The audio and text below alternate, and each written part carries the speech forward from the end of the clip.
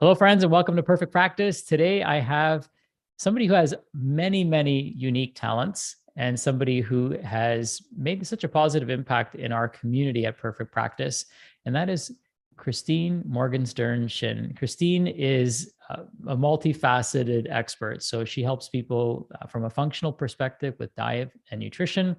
She helps people as a yoga teacher and instructor, and she also helps people as a resilience coach. And so she's going to be talking to us today about her journey and setting up her practice and, becoming passionate about polyvagal theory and how she's helping more people learn about it and operating in her zone of genius. So Christine, thanks for joining me today. I appreciate you taking time out of your schedule. No, thank you, Sachin. I've been listening to your podcast for a long time, and it's an honor to be here with you. Awesome. What a cool full circle moment, right? Yeah, exactly. I actually had that happen earlier on Tuesday, just a couple of days ago. I had an interview with Dr. David Bennett and Buddy Tuchinski. And I don't know if you knew this or not. Of course, you know them from our mentorship group, but they are actually colleagues of mine. So we were in the same chiropractic class when we graduated. So, nice. Yeah, so interviewing both of them was like a full circle moment for me. It was kind of cool to do that. And here we are with a full circle moment. I love when that happens. Yeah. Yeah. So, Christine, why don't we dive right in? I know I've got lots of questions for you, and I know you have a lot to unpack today. So, why don't we start with your journey? What keeps you so driven to continue learning and continue kind of acquiring new skills to add to your tool belt?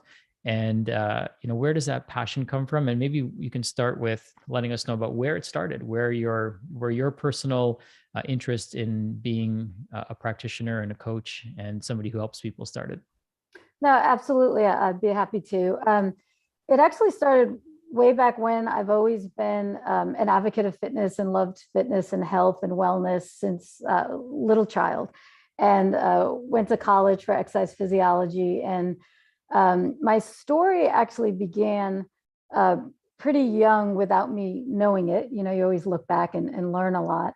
But I want to preface, I came from a very loving home. My parents did the best they could, like, of course, all our parents do, right? And the reason why I'm mentioning this is because, unfortunately, for roughly 20 plus odd years, I lived with life-threatening depression and anxiety, and ADD as well. And it was almost like I was living two lives, and I really felt I had a healthy and happy young adulthood and childhood. But looking back, I learned that my story is one of disconnection to being now really fully connected. And just picture someone with endless energy, go getter.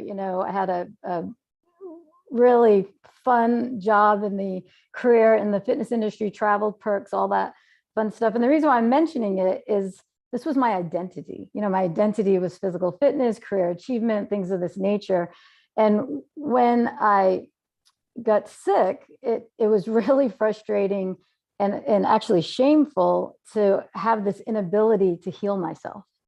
And so this is where my story began. And, it started with the mental health challenges, but eventually my perfect fun world started fraying at the seams from the standpoint of, without belaboring it, it developed to 16 some odd symptoms. But so the audience can understand, just really bizarre things like having the brain fog, not being able, seeing a word, something simple like sleep, but not being able to say it,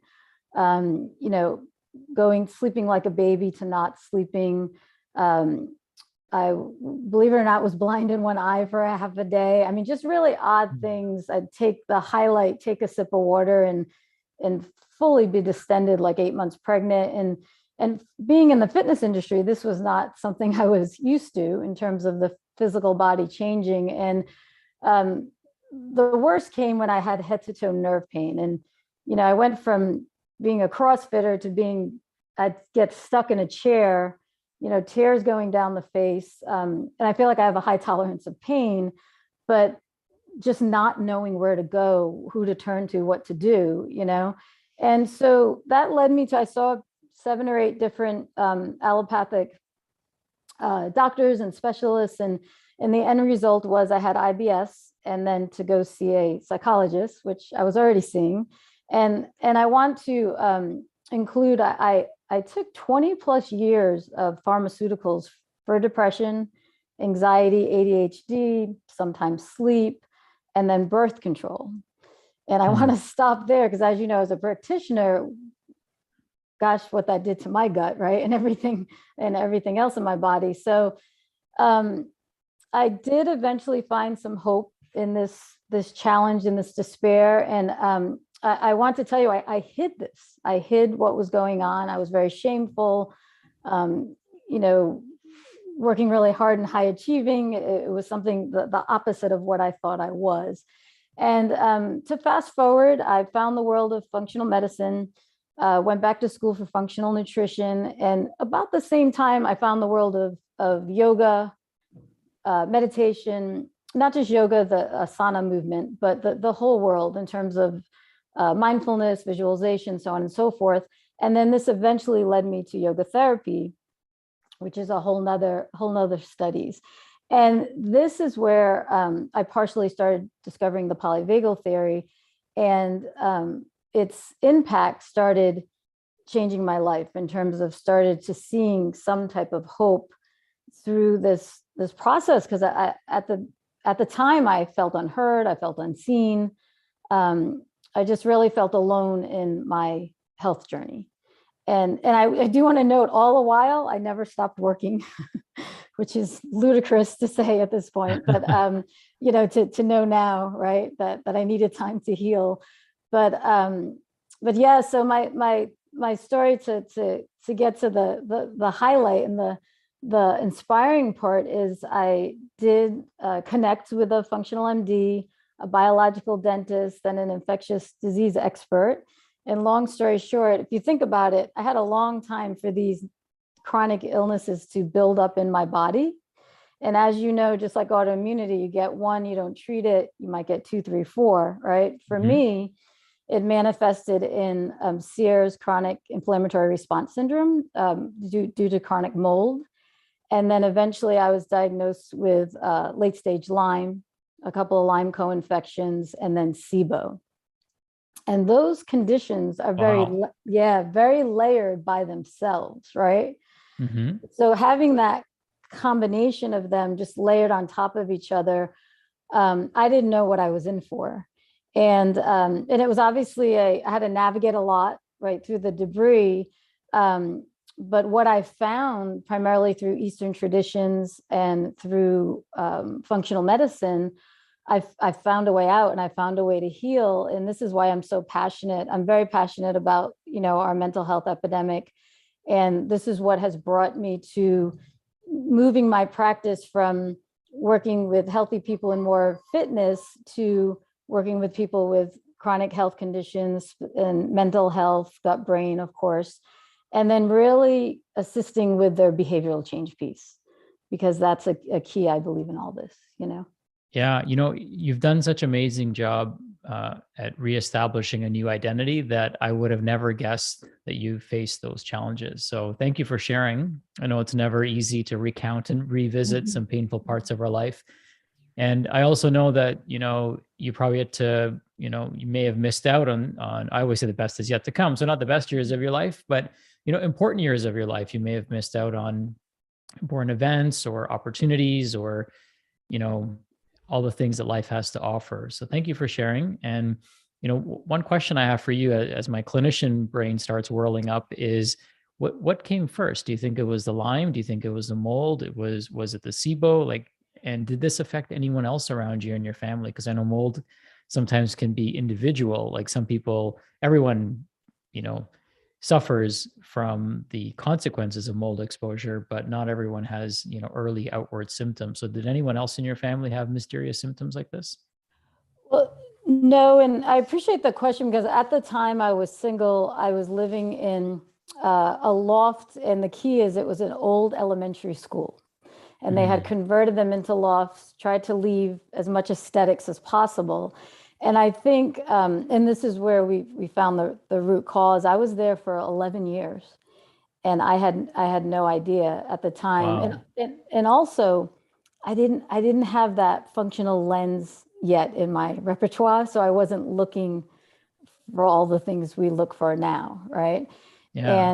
And I was at the time transitioning and was engaged. And once I got married, my husband lived there for about 3 or 4 months, and we have completely different makeups, and so thankful for him. But he wasn't affected. He definitely could see what was happening, obviously to me in the situation. And then of course, once we moved, I had moved from that location not knowing it was affecting me. Obviously the symptoms arose, but I wasn't aware at that time. And so, no, thankfully, it didn't affect anyone else that I was with. So, All right. So you find a functional medicine practitioner. How did you end up finding a functional medicine practitioner? What was like, were you referred to them? Did you find them online? Did you attend a webinar? I'm just curious I, as a no, coach, absolutely. like how did you find them? Sure. Picture me, I love fitness and I couldn't move. Okay. And so I like researching just a little, and I researched every different aspect of, well, if these 7 doctors didn't give me the answers, what do I do now? And I stumbled just World Wide Web, just Googling and things of that nature, of something called functional medicine, obviously researched it, and then took a class on functional nutrition. That's how it started. I said, oh, I'm going to take this digestive class and figure out how I can, fix my tummy so I can get back out there in the workout world. And that obviously opened all the doors. And then truly not being able to move, I love it and feel like it's my first love now, but that's what brought me to yoga class, because I really couldn't move. And sometimes child's pose was it, so those two worlds slowly started opening up. And when the doors start opening, so I had so many closed, um, then the world of yoga therapy opened up, and understanding more of started going to acupuncture. I will say I probably went to every, I don't like to call it alternative, because for me now, I think, and for you, I'm sure it's regular medicine, but alternative medicine, modalities. I went through the spectrum of trying in order to heal, whether it was acupuncture or any different types of Eastern traditions, things that we take for granted now, right? And so I have to say, was it back in 2015? I was able to titrate. It took about a year. I was able to titrate off of all my pharmaceuticals. And I do want to disclaimer, I'm not advocating anyone to do that, of course. This is just part of my story.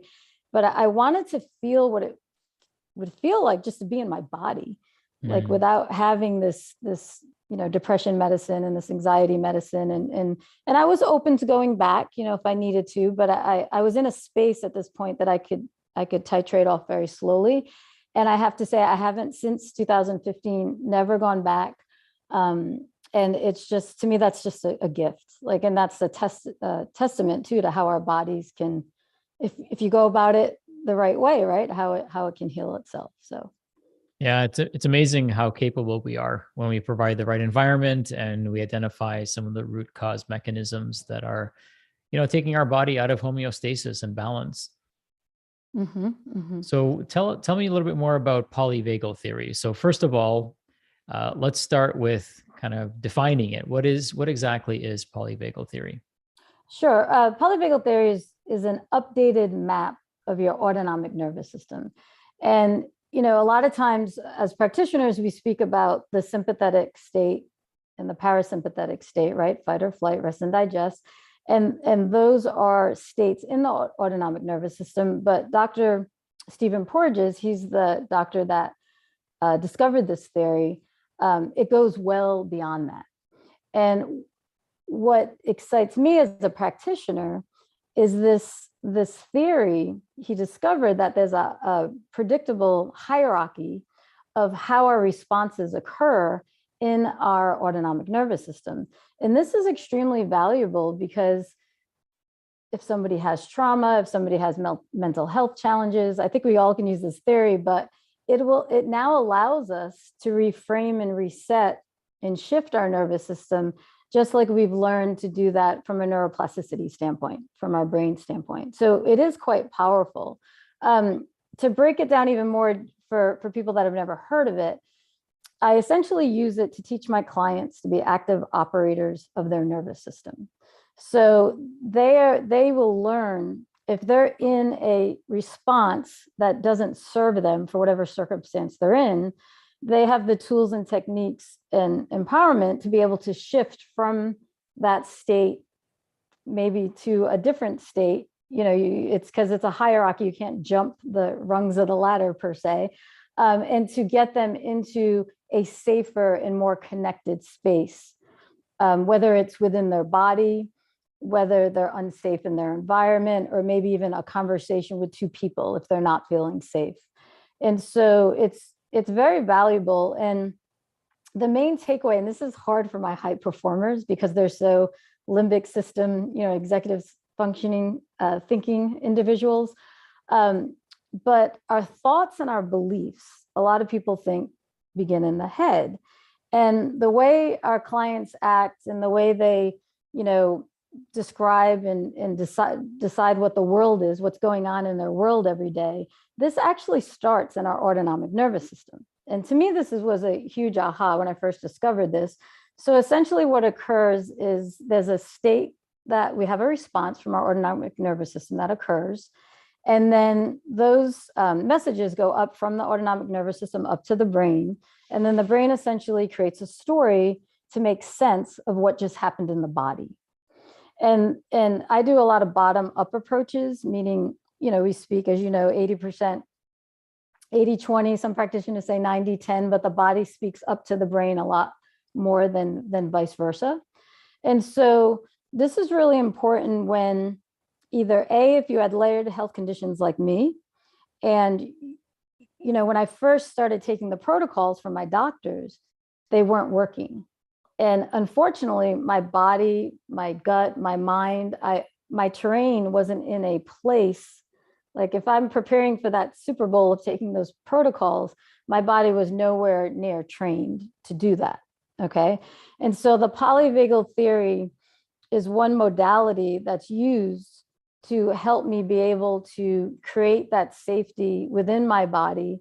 So I'm then able to, go through and do a layered protocol, for example. Does that make sense? Yeah.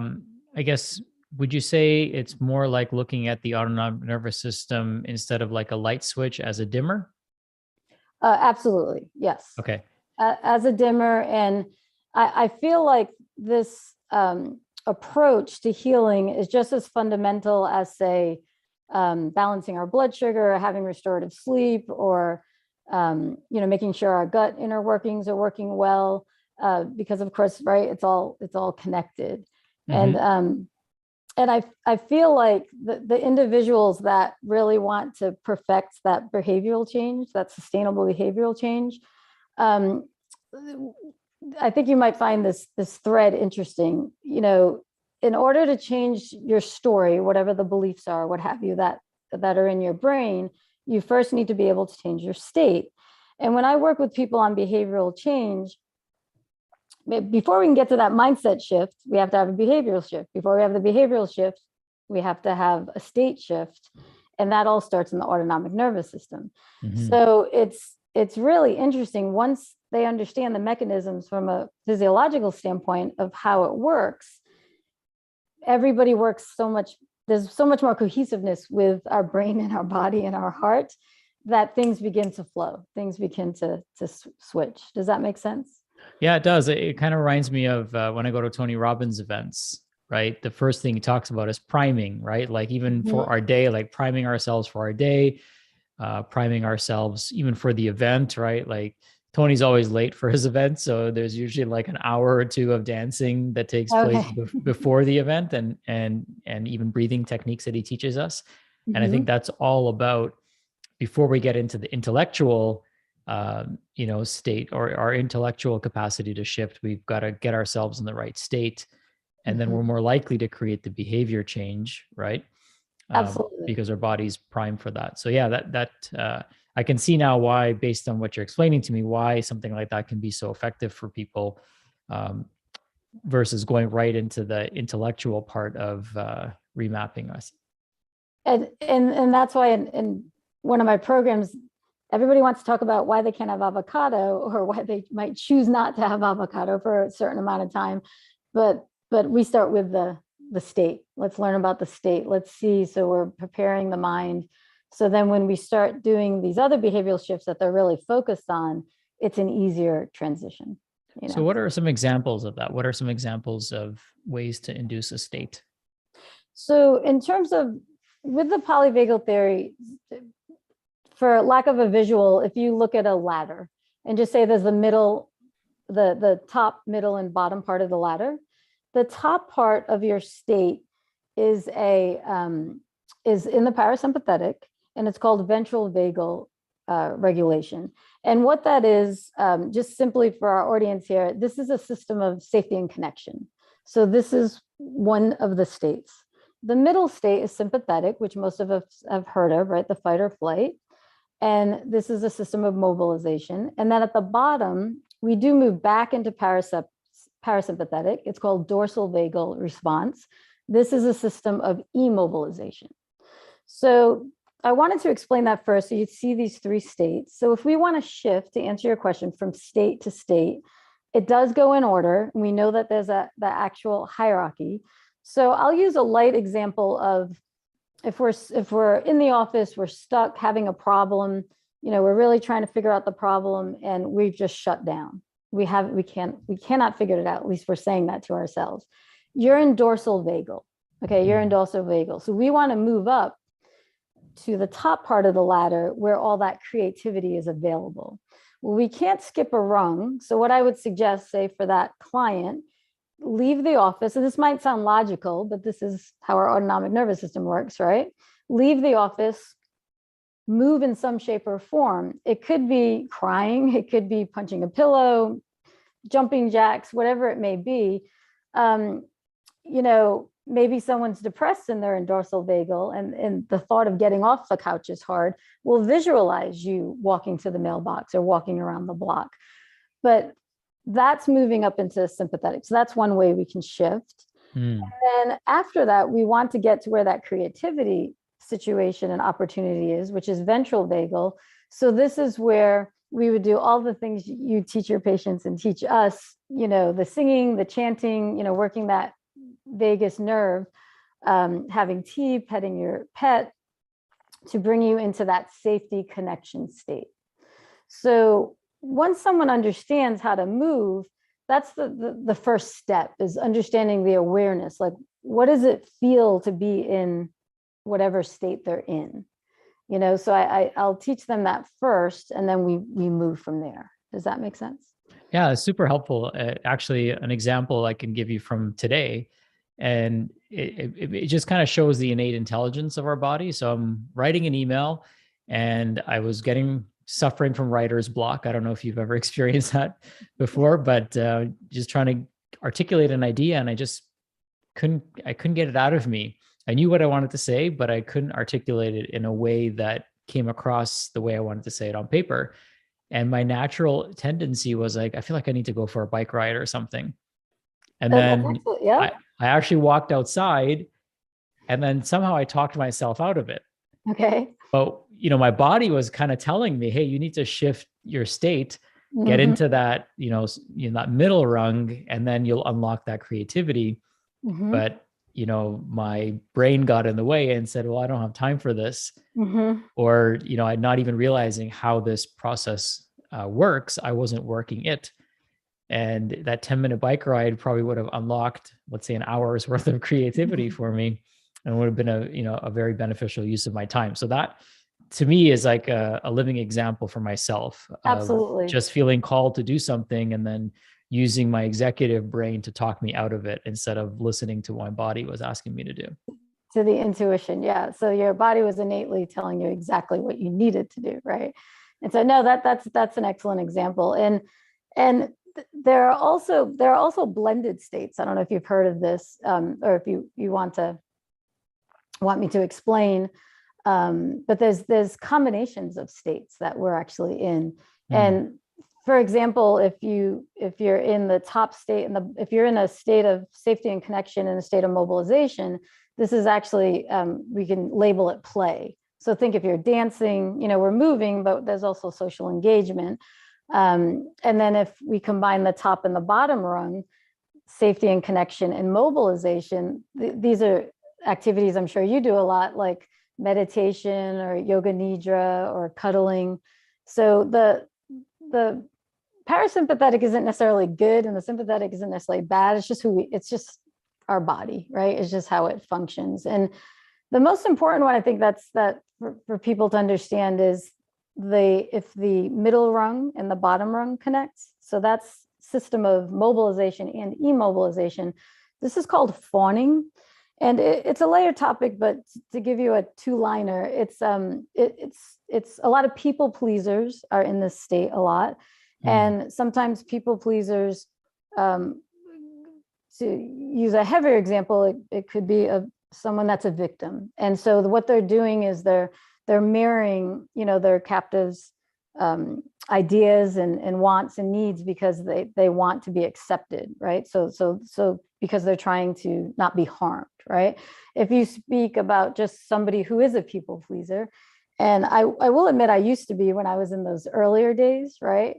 And now I feel like everything's from a grounded, loving state, right? In terms of how I help people now. But as a people pleaser, you're almost on autopilot and you're in a numbing situation. And we're doing things, our autonomic nervous system is just going through the motions. And once people understand that this is just their body trying to keep them safe, it's so much easier to move through it, like whether it's whatever trauma or PTSD or anxiety or depression or maybe someone has very high emotional intelligence, but they get stage fright, right? In order to be able to shift. So it's a beautiful, I think it's a really beautiful discovery. No, it seems very logical. So I love that. Thank you for sharing. And there's a an interesting visual, like the slider that comes up for me, right? Like the dimmer switch. So I think if people can kind of think of it that way, and that might help them understand it, or at least a visual metaphor to help them understand it. I love how you also call the autonomic ladder. I think that also makes a lot of sense as well.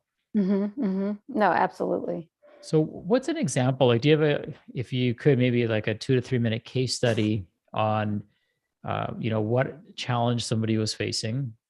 You equip them with a set of tools now with the polyvagal theory, and what was the outcome for that person?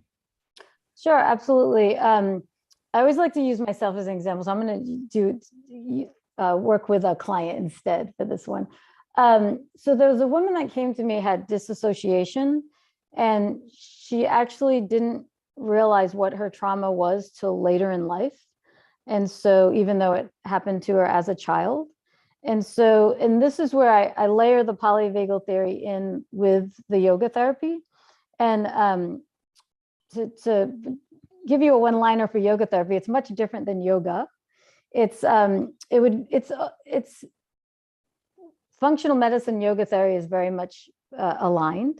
And so it's looking at the whole person and working through Eastern traditions, using a lot of our senses, some Ayurvedic work, and the main modality is using the polyvagal theory. So my point is, I implemented yoga therapy techniques with this woman, and it's very slow titrating, but we pulled in when she was aware of what state she was in and how she was in it. We did several different exercises, and pulling through yoga therapy, I'll incorporate all your senses. So depending on what she resonated with, okay, she liked to journal. So she did a lot of journaling rather than say the dance and she liked to dance too. So we did both, but I will incorporate the principles of the polyvagal theory through different exercises and senses. And so she practiced this X amount of times a day. Okay. And the main thing is if someone is a trauma survivor, their dominant states are fight or flight, dorsal vagal, or that combination, that fawn. Okay. So this is knowing that this was her dominant states. We looked at her entire lifestyle and saw where can we plug in moments of time where you're in ventral vagal, where you're at the top of the ladder instead, that safety and connection space. And so over 6 months, layering in, whether it's being with people that are safe, music, whatever it may be, I helped her acknowledge what it is and then slowly do titrations of shifting. And so the goal would be for this woman to have a better quality of life is to understand that the trauma isn't her, right? And then implementing these techniques, she was able to gently shift over to the desired state for whatever circumstance that is. And this isn't a short process, but for someone who's lived with trauma all their life, this is like life changing, right? And same thing for people that are, with depression, you feel like you're in a hole that you can't get out, right? So this is giving people hope. So and so she's still in the process of, you're always going to improve. Think about our neuroplasticity, right? We always want to improve and build new neural pathways. But she feels so much freer now. And she loves to dance. She loves to write. So those are the things that we focused on. And that's just bringing her joy in addition to helping her realize that, hey, I'm okay. I'm safe and I'm healed. Yeah, joyful movement is a concept we talk about a lot, and it's great to see it in practice like this. Mm-hmm. Mm-hmm. So, Christina, I'd love to kind of stay in the same vein, but shift gears a little bit, and kind of love to get your perspective on, how you've taken, your passion as a functional, practitioner, how you've taken your passion as a yoga therapist, and as somebody who helps people with their mindset and resilience. How have you turned that into a business? Because that's a unique set of skills. And I can't imagine there's too many people that have this unique set of skills that you have. So how have you turned that into a practice? And I'd love to learn a little bit more about that story and journey that you've been on to try to get this powerful message out to the world. No, absolutely. And there was a lot of frustration, but that's with anything. Sometimes that's worth it, right? A lot of people don't know what a functional nutritionist is. They do not know what a yoga therapist is. Talking about scarcity mindset to abundance mindset sometimes takes people for a loop. So the point is, I had a lot of education to be able to get across. And this was a little frustrating as a sole entrepreneur. And I have to say, moving into our mentorship over the past year has just turned everything on its head for in a positive way, from the standpoint of, the first thing I'd like to talk about is, as a practitioner, my personal mental roadblocks that I had. I knew I had a powerful story. I knew I had a unique modality, but it was challenging to be succinct in how I presented it, right? And so, because we only have so many seconds, right, when people are learning and researching things. And then also, a lot of those limiting beliefs, admittedly, we're all human, right? So I had some in my business of, I want to be the behind the scenes person, have the client be the forefront, but I learned that I need to do both, right? I'm not on I can't be on camera. I'm not a speaker. I'm not a writer. Well, the mentorship crushed those ideas. I feel like I'm constantly learning and will be refining and improving. But this brought me to a whole nother level because I was able to increase my confidence, of course. And then the mentorship gave me the incremental push to do the next step. What is the next step? And so that is first and foremost in my mind, and I know you another thing that was really powerful is you taught us, ask who, not what, or ask who, not how. I could just kept banging my head in dorsal vagal, right? Asking how. And then realized we don't need to do that anymore, you know? So Yeah, that, and a quick shout out to Dan Sullivan and Ben Hardy for, really putting that concept out there. I think a lot of people get stuck there, and we feel like we have to solve all of our problems. Our job is to solve patients' problems, and to hire the right people to help us solve our challenges. So I didn't want to interrupt, but I just wanted to kind of acknowledge some people who've introduced this idea to me, and allowed me to bring it to all of you. No, absolutely. And that's another aspect of the mentorship that I love, is that you truly do, at least in my lens, provide excellence. Like, you learn from the best and you bring it back and you just effortlessly share it with us. And that's how would I say, is priceless, from the standpoint of us not having to go to all these other resources. So the mentorship has been really powerful for me on that standpoint. And then also with the frameworks and the tech solutions from a practical standpoint. You know, I had the vision and the dream of rolling out hybrid programs or group programs, and just that block of the wall. Well, if I'm not a writer, how can I write? And you'll be happy to hear that everything just flowed out of me the minute I saw the confines of your framework and just started it. You brought me to a place where I don't think I would have been still spinning my wheels, so thank you for that. Oh, thank you. I know, I'm Oh so my gosh. grateful that you took action, and that's the thing. Like, I know, if I may say so, like when you were joining the mentorship, I could tell that you were frustrated because you were so passionate about what you were doing, and you wanted to know, is this going to help me help more people?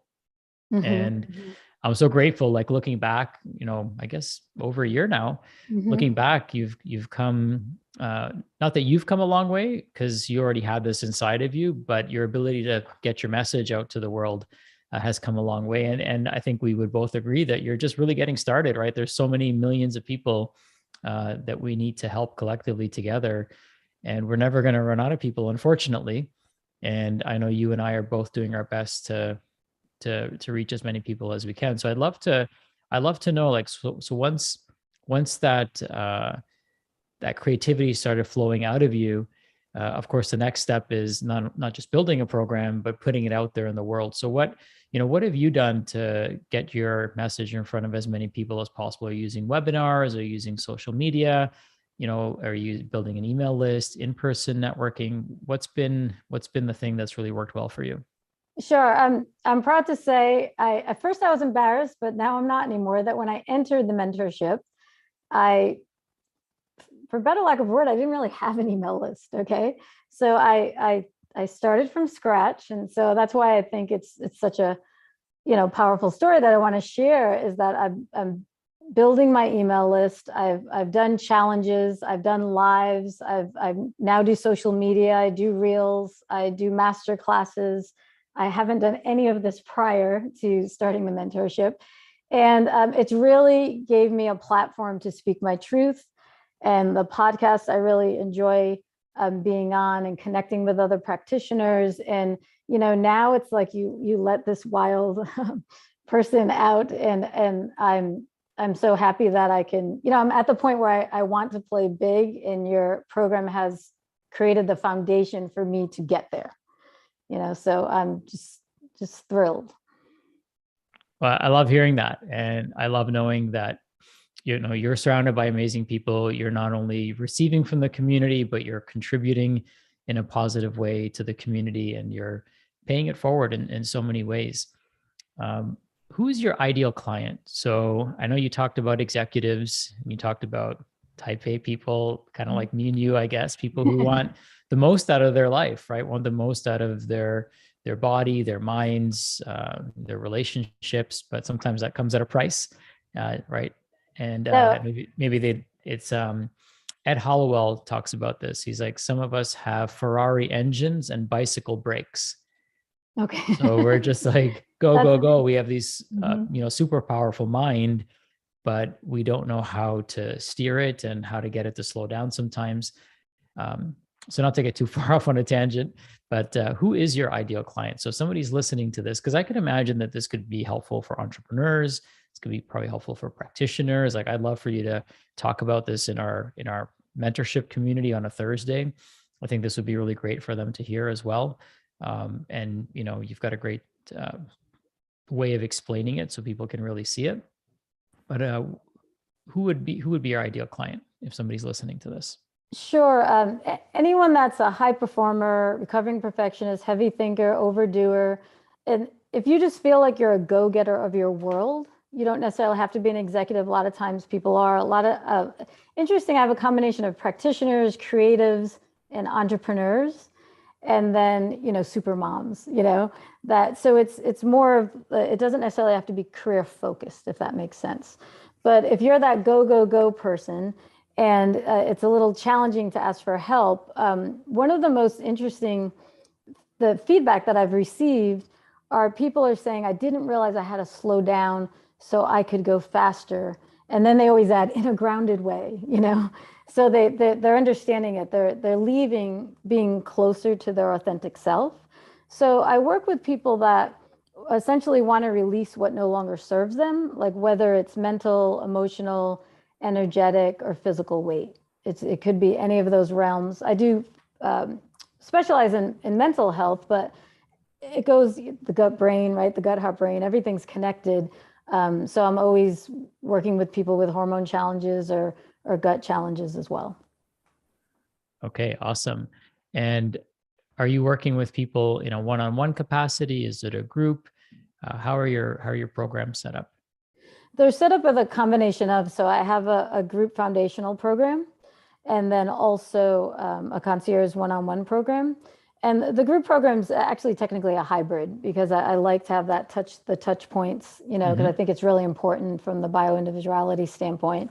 And then I have yoga therapy one-on-ones as well for the people that want to dive into that more. And what I love is I've every single time they come in for one thing, the client comes in for one thing. Of course, I focus on that and give them that, but then they leave with so much more. And a lot of it is that mental, emotional resilience, connecting with their true self, things of that nature that will go a long way when you're looking at an enhanced longevity. Okay. Before we wrap up, I do want you to unpack. And I actually realized that I made a mistake when I introduced you because I called you a yoga instructor Mhm. and teacher. However, yoga therapist is something that's unique. So I'd love for you to share what the difference is, just for like the layest person. I'll just think of Sure. myself. Um, what's the difference between coming to see you as a yoga therapist and going to a yoga class, which is probably the most popular conception of yoga for people? Sure. No, that's a great question. So going to a yoga class, which hopefully a lot of us have experienced, and there's of course all different types of yoga, but generically speaking, we're mainly working on foundations and the asana, which is the movement aspect of the class, while layering in breath and mindfulness. And so that would be a short definition of a yoga teacher. And then yoga therapy it's almost more focused on the breath with a little movement on the side per se. So you're looking at the person as a whole. We work on 5 layers of the body, so mental, intellect, breath, emotional, energetic, and spirit.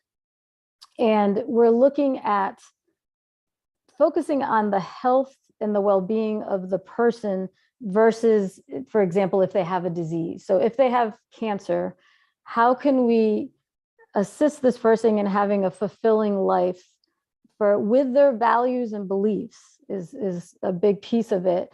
And everything is connected to ancient Eastern traditions. And so there's a lot of Ayurvedic work in it. But then there is a big distinction between a yoga therapist and an Ayurvedic practitioner. Very, very different. But there's a little overlap, okay, between the two. So, and to give you a very brief example how specific this is, if somebody has anxiety from feeling stuck versus anxiety from high energy, and this is just an easy example to tie it in, we would proceed with giving them completely different pranayama breath ratios, visualizations, tying in their senses differently, movement patterns for those two different types of anxiety. That's how specific it is. So it's really detailed work, very bio-individualized. And I think it ties in beautifully with the behavioral change work and the functional nutrition work. And so that's why I decided to layer it into my practice. And to just as a caveat to, for the respect of all the yoga therapists out there, I'm in the middle of a 1,000-hour certification, or 1,000, getting my 1,000 hours. And it is a very detailed, a lot of detailed work. Therapists can go on to work in hospitals, addiction centers. And what's lovely is you can actually, some of this can be covered by insurance. So I'm excited to be able to reach more people, this way. Yeah, yoga is such a powerful science, and it's amazing to see. It's almost like our body, like our breath and our movement and our thoughts. It's almost like we have like either a cornucopia of spices that we can work with, and we can create whatever flavor we want, or it's like a medicine cabinet that we have inside of us that we can access by using the right combination of these different modalities. So I love that. I love how you helped us to, kind of see the distinction between, and it makes total sense, right? Because if you give somebody who has a different causative factor for their anxiety the same medication or even the same supplement, it might not be the right thing. And I, as many diagnoses as there are, I still feel like you can tweeze apart a diagnosis, right? There could be so many different forms of a particular label that we give someone. And as a yoga therapist, you're really tuning into those subtleties and then creating a unique approach for that person. That's pretty cool. Yeah, no, it's absolutely fascinating. It really is. So I'm thankful I stumbled along it throughout my journey. Yeah, you're going to definitely have to do a practice Pearl presentation on both of these topics, polyvagal theory and yoga therapy, because I know a lot of our mentees would be interested in learning more about it. Sure. No, absolutely. Awesome. So Christine, before we wrap, I'd love to give you an opportunity to share where people can learn more about you. We're definitely going to share your Facebook, Instagram, and website, but is there a particular place that you'd like people to go to if they're interested in working with you, learning more about what you have to offer?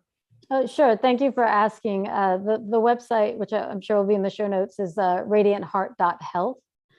And then my foundational program is radiantlifestylereset.com. So those are two wonderful places they can learn more about. Awesome. And do you work with people in person, online, or a little bit of both? A little bit of both. And then I also provide adjunct care for other practitioners that might not, their zone of genius might not be the behavioral change piece or this yoga therapy or polyvagal piece. So I love collaborating. Okay, that's good for people to know, right? Because maybe they feel comfortable having somebody in a specific area of their care handling that element of it, but they need someone to look at it through this lens as well, because we are multifaceted. And, to really get this diamond to shine, we've got to polish all the facets of it. So thank you for the work that you do. Thank you for sharing today. Thank you for being vulnerable and giving us some insights into why you do what you do and how you do it and exactly who it's for. Christine, it's been an absolute pleasure, and I wish you nothing but continued success and growth and impact on the world. Is there anything that you'd like to say before we wrap things up? Sure. Thank you so much for saying that. And I want to say two things. I know the mentorship is not the only show in town, we should say, but I want to say what made you unique and what drew me in was your love for creating a lifestyle, for your practitioners. And then being able to, every single thing you deliver, you can tell it's just rooted in love. And that just brought me home. That's just real. Oh, thank you. No, you're welcome. I just really, it's just connected. It's just really connected. And I'd also like to say the radiant heart, for me, this means authentic self.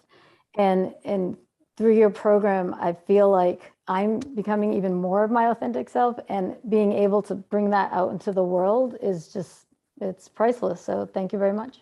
Thank you. I received that. And once again, here's to your continued growth, success, happiness, and wholeness. And, let's keep working together to change as many lives as we can. Thank you.